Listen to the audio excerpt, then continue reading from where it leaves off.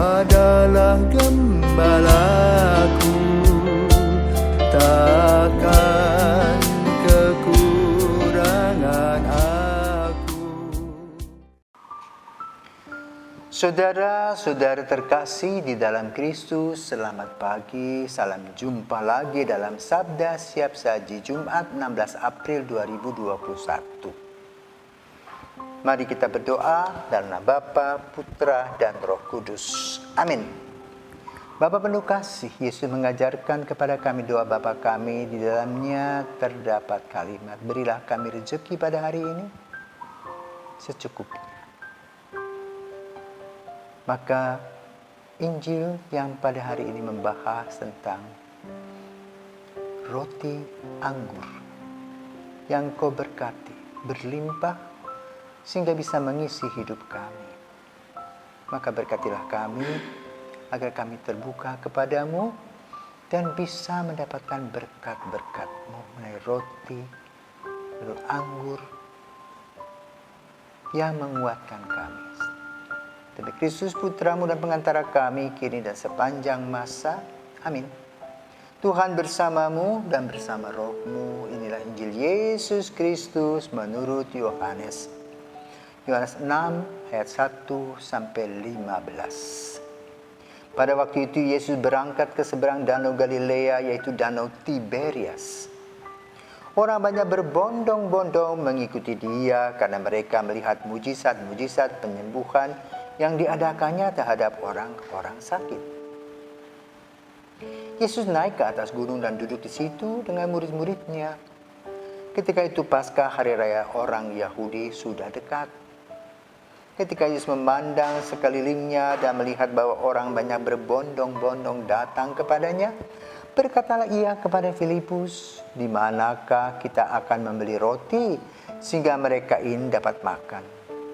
Hal itu dikatakannya untuk mencobai dia, sebab ia sendiri tahu apa yang hendak dilakukannya. Jawab Filipus kepadanya, "Roti seharga 200 dinar tidak akan cukup untuk mereka ini, sekalipun masing-masing mendapat sepotong kecil saja." Seorang dari murid-muridnya, yaitu Andreas, saudara Simon Petrus, berkata kepadanya, "Di sini ada seorang anak yang membawa 5 roti jelai dan mempunyai 2 ikan. Tetapi apakah artinya itu untuk orang sebanyak ini?" Kata Yesus, "Suruhlah orang-orang itu duduk. Adapun di tempat itu banyak rumput."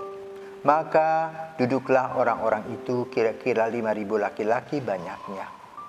Lalu Yesus mengambil roti itu, mengucap syukur, dan membagi-bagikannya kepada mereka yang duduk di situ. Demikian juga dibuatnya dengan ikan-ikan itu sebanyak yang mereka kehendaki. Dan setelah mereka kenyang, ia berkata kepada murid-muridnya, "Kumpulkanlah potongan-potongan yang lebih supaya tidak ada yang terbuang." Maka mereka pun mengumpulkannya dan mengisi 12 bakul penuh dengan potongan-potongan dari kelima roti jelai yang lebih setelah orang makan. Ketika orang-orang itu melihat mujizat yang telah diadakan Yesus, mereka berkata, "Dia ini benar-benar nabi yang akan datang ke dalam dunia." Karena Yesus tahu bahwa mereka akan datang dan hendak membawa dia dengan paksa untuk dijadikan raja, ia menyingkir lagi ke gunung seorang diri. Demikianlah Injil Tuhan, terpujilah Kristus. Roti, gandum, merupakan bagian dari kehidupan orang-orang Timur Tengah, khususnya di Israel. Kenapa roti itu lebih praktis daripada nasi? Dan tapi memang di sana diberikan gandum. Roti itu bisa bertahan beberapa hari. Maka setiap orang mempunyai, boleh katakan, simpanan roti. Dalam cerita tentang penggandaan roti, sebenarnya umat sudah mempunyai, boleh katakan, persediaan roti. Karena mendengarkan Yesus ini, boleh dikatakan, bukan hanya satu hari, berhari-hari ke sana pergi, ke sini pergi. Orang kagum kepada Yesus. Sampai tanpa disadari, persediaan roti mereka habis. Disinilah kepekaan Yesus. Kita mungkin kurang kepekaannya. Kepekaan Yesus di sini memperhitungkan.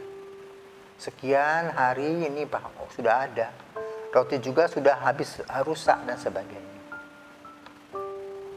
Maka dia bertanya kepada murid-muridnya untuk menguji kepedulian mereka terhadap situasi ini. Ada seorang Filipus, ketika ditanyakan, dia katakan, iya ada tuh anak kecil loh yang punya roti. Tapi sebelumnya Yesus mencobai Filipus supaya bisa membeli roti. Dan dia mengatakan, bagaimana mungkin, nggak mungkin. Ribuan orang datang, nggak ada pabrik roti di situ. Ya, lalu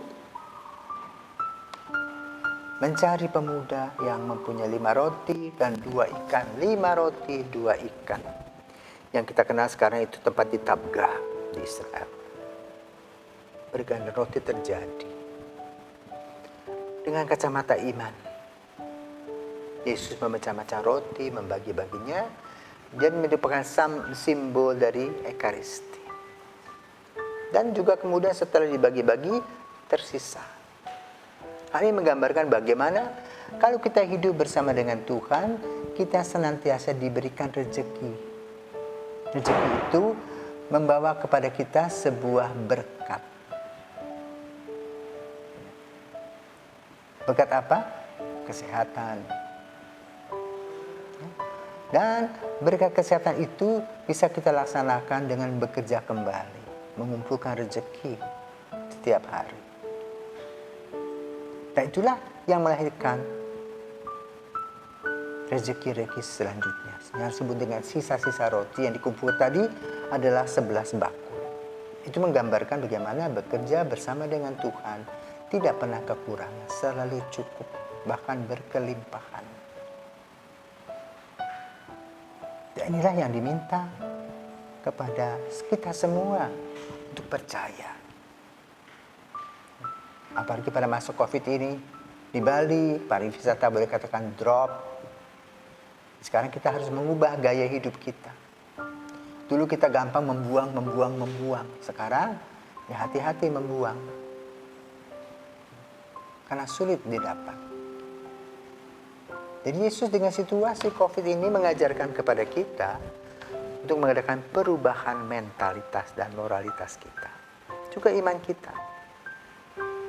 Kenapa? COVID ini menyerang seluruh dunia. Maka kita harus pintar-pintar untuk mencari solusi. Sebagaimana Yesus tadi mencari solusi. Ketika dia melihat orang-orang sudah tidak punya roti, bagaimana caranya? Alternatif satu, apakah ada pabrik roti? Alternatif kedua, melihat situasi dan kondisi. Oh, ada sedikit. Dari sedikit itulah ditumbuh kembangkan menjadi besar. Itu namanya mencari solusi. Apalagi ditambah dengan berkat Tuhan, maka akan menjadi berkelimpahan. Percaya? Kadang-kadang kita ragu-ragu. Orang yang percaya pasti akan diberi. Tuhan tidak tidur. Tuhan senantiasa bersedia membantu kita kapan saja, di mana saja. Mari kita gulung tangan kita bekerja. Kaki kita pergi ke ladang, pergi kemana yang bisa melaksanakan tugas-tugas kita dengan baik.